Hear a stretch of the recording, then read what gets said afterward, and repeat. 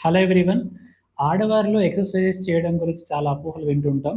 దీంట్లో ముఖ్యమైనది strength training రెగ్యులర్‌గా చేయడం వల్ల వాళ్ళు బల్కీగా అవుతారా? మస్కులెన్‌గా అవుతారా? అని చెప్పి. ఇది కరెక్ట్ కాదు.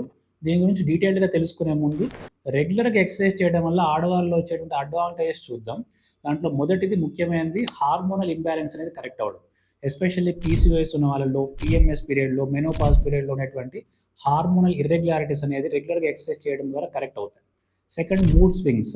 సో ఈ మూడ్ వేరియేషన్స్ అనేది పీసీఓఎస్ పీరియడ్‌లో గానీ, పీఎంఎస్ వల్ల గానీ, మెనోపాజ్ పీరియడ్‌లో గానీ చూస్తూ ఉంటాం. ఇది రెగ్యులర్ ఎక్సర్సైజ్ చేసే వాళ్ళు చాలా తక్కువగా ఉంటాయి. Third factor reproductive health.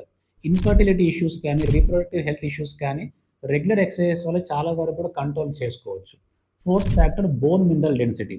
అంటే మెనోపాజ్ పీరియడ్‌లో చాలా మందిలో ఆడవాళ్ళలో ఈ ఎముకలనేవి చాలా పెలుసుబారడము, వీక్ అవ్వడము, దాని ద్వారా ఫ్రాక్చర్స్ అనేది రెగ్యులర్‌గా ఉండడం ఇలాంటివి చూస్తూ ఉంటాం. రెగ్యులర్‌గా ఎక్సర్సైజ్ చేయడం ద్వారా muscle strength and bone strength పెంచుకున్న వాళ్ళలో ఈ ఆస్టియోపోరోసిస్ ఇష్యూస్ అనేవి చాలా తక్కువగా ఉంటాయి. సో ఇట్లాంటి అడ్వాంటేజెస్ అన్నీ కూడా చూస్తూ ఉంటాం. కమింగ్ టు అవర్ క్వెషన్, ఈ రెగ్యులర్‌గా స్ట్రెంత్ ట్రైనింగ్ చేసే వాళ్ళలో బల్కీగా తయారవుతారా? మస్కులైన్‌గా తయారవుతారని? ఇది జరగదు. ఎందుకంటే స్ట్రెంత్ ట్రైనింగ్ అనేది మజిల్‌ని బిల్డ్ చేయడం ద్వారా బేసల్ మెటబాలిక్ రేట్‌ని పెంచుతుంది. దీని ద్వారా ఫ్యాట్ బర్నింగ్ చాలా హెల్ప్ అవుతుంది. సో మగవాళ్ళలో గానీ, ఆడవాళ్ళలో గానీ స్ట్రెంత్ ట్రైనింగ్ చేయడం ద్వారా ఫ్యాట్ లాస్‌కి హెల్ప్ అవుతుందే తప్ప, దాని ద్వారా వాళ్ళు చాలా బల్కీగా అవ్వడం, చాలా లావు అవ్వడం అనేది జరగదు. నమస్కారం.